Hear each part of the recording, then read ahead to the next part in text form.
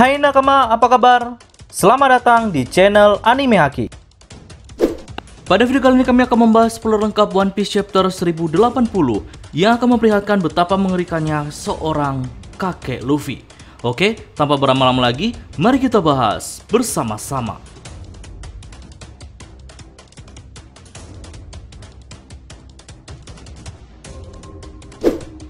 Judul pada chapter kali ini yaitu Pahlawan Legendaris. Sedangkan di cover story-nya merupakan cover story permintaan salah seorang penggemar yang mana Hiyori dan Kawamatsu sedang asik bermain dengan kertas origami.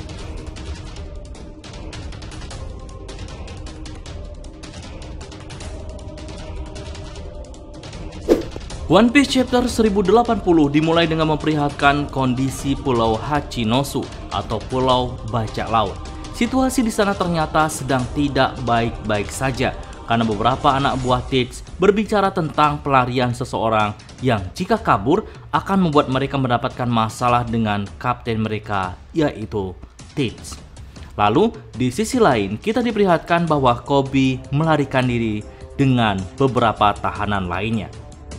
Beberapa waktu sebelum itu kita diperlihatkan kilas balik bagaimana Koby bisa bebas.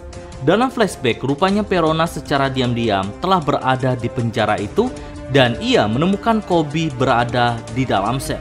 Perona memberitahu Koby bahwa dia akan membebaskannya dengan syarat jika Koby membantunya melepaskan Moria yang juga berada dalam sel yang berbeda. Karena rupanya Moria berada di sel yang jauh lebih dalam dan memiliki tingkat keamanan yang jauh lebih ketat pula. Permintaan Perona rupanya disetujui oleh Koby. Namun sebelum itu, Koby rupanya membebaskan beberapa tahanan lainnya demi membantunya dalam misi ini. Namun rupanya aksi Koby ini diketahui oleh beberapa kapten bajak laut yang menjadi aliansi atau tepatnya tunduk pada Tids. Mereka mengejar Koby yang membuat suasana di tempat itu semakin kacau. Nah, beberapa kapten bajak laut itu mereka ingin menyerahkan Koby ke Cross Squid karena nilai kepala Koby adalah 5 bintang. 1 bintang sama dengan 1 peti harta karun yang berisi jarahan sejumlah 100 juta berry. Jadi harga buronan Koby sekitar 500 juta berry. Biasanya hadiah untuk kapten angkatan laut di Cross Squid hanya 1 bintang. Tetapi Koby memiliki gelar pahlawan untuk angkatan laut. Jadi hadiahnya jauh lebih tinggi daripada kapten angkatan laut biasa. Namun sayangnya para kapten akan kehilangan uang mereka karena Koby sekarang lari dari mereka. Tindakan Koby ini rupanya sebagai pengalihan agar Perona bisa leluasa membebaskan Moria.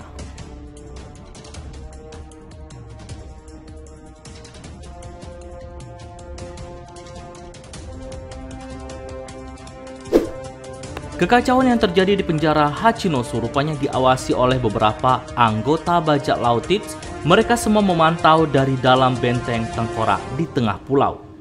Di chapter ini kita diperkenalkan semua buah iblis yang baru dimiliki oleh mereka semua. Dimulai dengan Pizarro. Ia pengguna kekuatan buah iblis Shima Shimanomi atau buah iblis pengendali pulau. Pizarro menggabungkan dirinya dengan lantai kayu dan dinding batu, membuat benteng tengkorak itu bergerak dan berbicara. Pizarro berkata bahwa ia tidak ingin merusak kota markasnya dan dia meminta mereka agar cepat menyelesaikan masalah ini. Lalu ada Vasco Sword.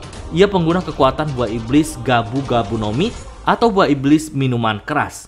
Vasco menciptakan gelembung minuman keras dan terbang di atasnya. Dengan kekuatan itu, siapapun yang menghirup udaranya akan membuat mereka mabuk.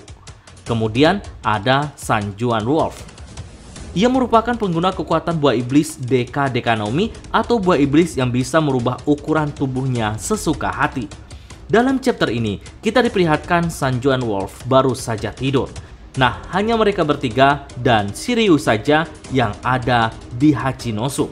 Shiryu berdiri di benteng tengkorak bersama dengan Pizarro. Cerita lalu beralih pada sebuah flashback tentang Tids dan juga Koby dimulai. Tids ingin menjadikan Hachinosu sebagai kerajaan yang disetujui oleh pemerintah dunia dan dia ingin menjadi raja di sana. Itu sebabnya ia menculik Koby untuk mengancam pemerintah dunia. Koby berkata, ancaman Tids tidaklah berguna untuk bernegosiasi karena yang ia hubungi adalah anggota SWORD dan mereka tidak akan tinggal diam. Guzan menjelaskan bahwa organisasi SWORD adalah angkatan laut yang secara resmi mereka menjalankan misi rahasia tanpa perintah dari admiral atau pemerintah dunia. Mereka dapat menyerang Yonko tanpa persetujuan pemerintah dunia dan mereka tidak terikat pada aturan yang dibuat oleh angkatan laut dan angkatan laut sendiri tidak bertanggung jawab atas apa yang mereka perbuat. Terlepas dari itu semua, Tips masih berpikir dia bisa menggunakan gelar pahlawan Kobe untuk menekan pemerintah dunia. Lalu cerita kembali ke masa sekarang.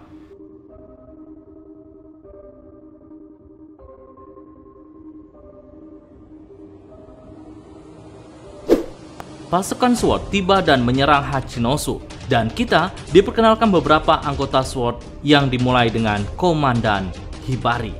Gadis yang muncul bersama Helmippo meminta bantuan untuk menyelamatkan Kobe di chapter 1061. Dia adalah penembak jitu yang menggunakan peluru GP Flower yang mengubah bubuk misio lawan menjadi bunga. Lalu ada Laksamana muda Coach Haku. Dia adalah cucu wakil Laksamana Suru dan ia rupanya pengguna kekuatan buah iblis Mochi Mochi no Mi atau buah iblis cambuk. Dia bisa mengubah apapun menjadi cambuk, termasuk bangunan. Dan dia adalah gadis yang muncul di sebelah Prince Grus di chapter 1061. Selanjutnya, kita diperkenalkan Laksamana muda Prince Grus. Dia adalah pengguna kekuatan buah iblis logia tanah liat, Gunyo Gunyo no Mi. Grus bisa mengendalikan tanah liat dan dia bisa membuat berbagai macam bentuk. Bahkan dia bisa mengubah tubuh anggota SWORD lainnya menjadi tanah liat agar lebih elastis. Lalu di akhir chapter, kapal Garp tampak terbang di langit Hachinosu. Helmippo dan Tashigi bersama Garp di kapal. Garp turun di tengah pulau dan menggunakan serangan pukulan dahsyat yang disebut dengan Galaxy Impact.